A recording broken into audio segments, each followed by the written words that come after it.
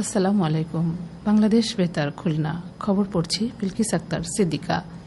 যথাযথ মর্যাদা ও ধর্মীয় ভাবগাম্ভীর্যের মধ্য দিয়ে দেশের অন্যান্য স্থানের মতো খুলনায় আজ মহানবী হজরত মোহাম্মদ সাল্লাল্লাহু আলাইহি ওয়াসাল্লামের দৌহিত্র হজরত ইমাম হোসেন রাদিয়াল্লাহু আনহু এর শাহাদাত বার্ষিকীর স্মরণে পবিত্র আশুরা পালিত হচ্ছে। হিজরি 61 সনের 10ই মহরম ইসলামের চেতনা ও মহানবীর শিক্ষা সমুন্নত রাখতে হজরত ইমাম হোসেন রাদিয়াল্লাহু আনহু তাঁর পরিবারের সদস্যগণ এবং 72 জন অনুসারী কারবালার মরু প্রান্তে ইয়াজিদ বাহিনীর হাতে শাহাদাত বরণ করেন। আজ সরকারি ছুটি। রাষ্ট্রপতি মোহাম্মদ শাহাবুদ্দিন এবং প্রধানমন্ত্রী তারেক রহমান উপলক্ষে পৃথক বাণী দিয়েছেন। খুলনায় পবিত্র আশুরা উপলক্ষে ইসলামিক ফাউন্ডেশন সহ বিভিন্ন ধর্মীয় প্রতিষ্ঠান, মসজিদ ও সামাজিক সাংস্কৃতিক সংগঠন বিস্তারিত কর্মসূচি গ্রহণ করেছে। কর্মসূচির মধ্যে রয়েছে আলোচনা সভা, শোক মিছিল, নফল রোজা, বিশেষ মোনাজাত ও দোয়া মাহফিল এবং দুস্থদের মধ্যে খাবার বিতরণ। শিক্ষামন্ত্রী ড আ.ন.ম এহসানুল হক মিলন বলেছেন, এ বছর থেকে 9টি বোর্ডে একক ও অভিন্ন প্রশ্নে এইচএসসি পরীক্ষা অনুষ্ঠিত হবে এবং আগামী বছর থেকে মাদ্রাসা ও কারিগরি শিক্ষা বোর্ডেও একক প্রশ্নে পরীক্ষা অনুষ্ঠিত হবে। যারাই প্রশ্ন ফাঁস সংক্রান্ত কোনো পোস্ট ফেসবুকে দিবেন, আইনশৃঙ্খলা বাহিনী তৎক্ষণাৎ তাদের শনাক্ত করে জিজ্ঞাসাবাদ করবেন, প্রমাণ চাইবেন তাদের কাছে। তিনি গতকাল খুলনা বিভাগীয় কমিশনারের অডিটোরিয়ামে সুষ্ঠু, সুন্দর ও নকলমুক্ত পরিবেশে আসন্ন এইচএসসি বা সমমান পরীক্ষা গ্রহণের লক্ষ্যে মাধ্যমিক ও উচ্চ মাধ্যমিক শিক্ষা বোর্ড, যশোর এবং কারিগরি মাদ্রাসা শিক্ষা বোর্ডের কেন্দ্রসমূহের ভারপ্রাপ্ত কর্মকর্তাগণের সাথে মতবিনিময় সভায় প্রধান অতিথির বক্তৃতায় কথা বলেন। শিক্ষামন্ত্রী বলেন, একটি জাতিকে ধ্বংস করতে হলে শিক্ষা ব্যবস্থাকে ধ্বংস করতে হয়, যা বিগত বছরগুলোতে হয়েছে। যুগোপযোগী ও মানসম্মত শিক্ষা নিশ্চিত করতে দেশের শিক্ষা ব্যবস্থায় আমূল পরিবর্তন আনা হবে। তিনি সতর্ক করে বলেন, শিক্ষার্থীদের বডি চেক করে ঢোকানোর পরও আগে থেকে কেউ যদি পরীক্ষার হলে বইপত্র রেখে আসে, তার দায় শিক্ষকদের। ডিজিটাল নকলের জন্য শিক্ষকদের বিরুদ্ধে ব্যবস্থা নেওয়া হবে। শিক্ষামন্ত্রী বলেন, প্রধানমন্ত্রী কারিগরি শিক্ষাকে সর্বোচ্চ গুরুত্ব দিচ্ছেন। তিনি চান আনন্দময় শিক্ষা, নৈতিক শিক্ষা ও ধর্মীয় শিক্ষার সংমিশ্রণ। বাংলাদেশের প্রত্যেকটি স্কুলে মিড ডে মিল দেওয়া হবে এবং এখানে কোনো প্রকার অনিয়ম হলে তাদের অবশ্যই শাস্তির আওতায় আনা হবে। যশোর মাধ্যমিক ও উচ্চ মাধ্যমিক শিক্ষা বোর্ডের চেয়ারম্যান প্রফেসর ফারুকে আজম মোহাম্মদ আব্দুস সালামের সভাপতিত্বে বিভাগীয় কমিশনার মোহাম্মদ আবদুল্লাহ হারুন, ডিআইজি মোহাম্মদ রেজাউল হক, বাংলাদেশ কারিগরি শিক্ষা বোর্ডের চেয়ারম্যান প্রকৌশলী মোহাম্মদ রুহুল আমিন, কেসিসির প্রশাসক নজরুল ইসলাম মঞ্জু, কেডিএর চেয়ারম্যান অ্যাডভোকেট শফিকুল আলম মনা, মাদ্রাসা শিক্ষা বোর্ডের registrar professor SM. Touhiduzzaman, Khulna জেলা প্রশাসক মিস হুরে জান্নাত ও পুলিশ সুপার মোহাম্মদ তাজুল ইসলামের সময় উপস্থিত ছিলেন। যশোরের মনিরামপুর উপজেলার কুলটিয়া ইউনিয়নের ঝিকরা খাল খননের কাজ গতকাল শুরু হয়েছে। সংসদ সদস্য গাজী এনামুল হক প্রধান অতিথি হিসেবে এর উদ্বোধন করেন। উপজেলা সহকারী কমিশনার ভূমি, জেলা বিএনপির সভাপতি ও উপজেলা জামায়াতের আমির সহ সংশ্লিষ্টরা এ সময় উপস্থিত ছিলেন।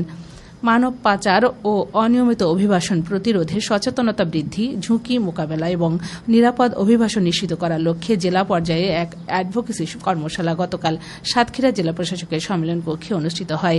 জেলা প্রশাসক মিস কাউসার আজিজেতে প্রধান অতিথি ছিলেন।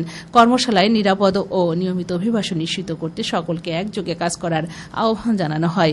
অতিরিক্ত জেলা প্রশাসকের সভাপতিত্বে অতিরিক্ত পুলিশ সুপার ও মহিলা বিষয়ক অধিদপ্তরের উপপরিচালক সহ বিভিন্ন এনজিও প্রতিনিধি এ সময় উপস্থিত ছিলেন।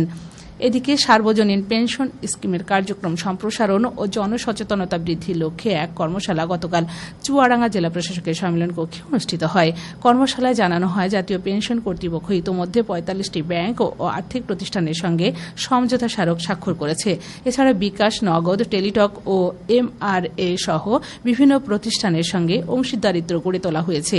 জাতীয় পেনশন কর্তৃপক্ষের সদস্যের সভাপতিত্বে অতিরিক্ত জেলা প্রশাসক, সার্বিক জেলা পরিষদের প্রধান নির্বাহী কর্মকর্তা, স্থানীয় সরকার বিভাগের উপপরিচালক, উপজেলা নির্বাহী কর্মকর্তা ও কৃষি সম্প্রসারণ অধিদপ্তরের উপপরিচালক সহ বিভিন্ন সরকারি দপ্তর, ব্যাংক, বীমা প্রতিষ্ঠান, গণমাধ্যম ও সুশীল সমাজের প্রতিনিধিরা এ সময় উপস্থিত ছিলেন। যশোর জেলা কৃষি সম্প্রসারণ অধিদপ্তরের উদ্যোগে অফিস চত্বরে গতকাল শুরু হয়েছে 3 দিনব্যাপী ফল মেলা। জেলা প্রশাসক মোহাম্মদ আশেক হাসান প্রধান অতিথি হিসেবে এর উদ্বোধন করেন।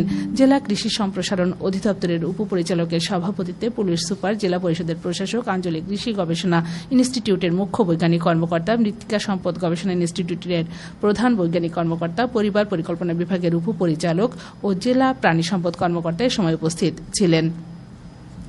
কৃষি প্রণোদনা কর্মসূচির আওতায় গতকাল খুলনার পাইকগাছা উপজেলার 2500 জন প্রান্তিক ও ক্ষুদ্র কৃষকদের মধ্যে বিনামূল্যে সার, বীজ ও নারিকেল গাছের চারা বিতরণ করা হয়। উপজেলা নির্বাহী অফিসার প্রধান অতিথি হিসেবে এসব বিতরণ করেন। উপজেলা কৃষি কর্মকর্তার সভাপতিত্বে সিনিয়র উপজেলা মৎস্য কর্মকর্তা, উপজেলা প্রাণী সম্পদ কর্মকর্তা ও উপজেলা কৃষি সম্প্রসারণ কর্মকর্তা সহ সংশ্লিষ্টরা এ সময় উপস্থিত ছিলেন। এ সময় প্রত্যেক কৃষককে 5 কেজি আমন ধান বীজ এবং 10 কেজি করে ডিএপি ও এমওপি সার দেয়া হয়। এছাড়া 7,700টি নারিকেলের চারা বিতরণ করা হয়। এদিকে বাগেরহাটের ফকিরহাটে কৃষি পুনর্বাসন সহায়তা খাতে বৃক্ষরোপণ কর্মসূচির আওতায় গতকাল উপজেলা কৃষি অফিস চত্বরে 800 কৃষকের মধ্যে 5টি করে নারিকেল গাছের চারা, 1 বস্তা ট্রাইকো জৈব সার এবং বাঁশের খুঁটি বিতরণ করা হয়। উপজেলা নির্বাহী কর্মকর্তা এতে প্রধান অতিথি ছিলেন। উপজেলা কৃষি কর্মকর্তার সভাপতিত্বে উপজেলা কৃষি সম্প্রসারণ কর্মকর্তা, উপজেলা মাধ্যমিক শিক্ষা কর্মকর্তা ও উপসহকারী উদ্ভিদ সংরক্ষণ কর্মকর্তা সহ উপকারভোগীরা এ সময় উপস্থিত ছিলেন। খেলার খবর ফুটবল। মেহেরপুর সদর উপজেলার চাঁদবিল মাঠে শেরেবাংলা ক্লাব কাপ ফুটবল টুর্নামেন্টের গতকালের খেলায় বল্লভপুর হাসপাতাল ফুটবল একাদশ টাইব্রেকারে 4-3 গোলে বামন্দি একাদশকে পরাজিত করেছে। সবশেষে আবহাওয়া। আজ বেলা 1টা পর্যন্ত পূর্বাভাসে বলা হয়েছে খুলনা, রাজশাহী, রংপুর, দিনাজপুর, টাঙ্গাইল, ময়মনসিংহ, বরিশাল, পটুয়াখালী, নোয়াখালী, কুমিল্লা, চট্টগ্রাম, কক্সবাজার ও সিলেট অঞ্চলে দক্ষিণ অথবা দক্ষিণ পূর্ব দিক থেকে অস্থায়ীভাবে ঘন্টায় 45 থেকে 60 কিলোমিটার বেগে দমকা অথবা ঝোড়ো হাওয়া বয়ে যেতে পারে। সেই সঙ্গে বৃষ্টি অথবা বজ্রসহ বৃষ্টিপাতের সম্ভাবনা রয়েছে। এসব এলাকার নদীবন্দর সমূহকে 1 নম্বর সতর্কতা সংকেত দেখাতে বলা হয়েছে। খবর শেষ হলো। আমাদের পরবর্তী খবর প্রচারিত হবে দুপুর 12টা 10 মিনিটে বাংলায়।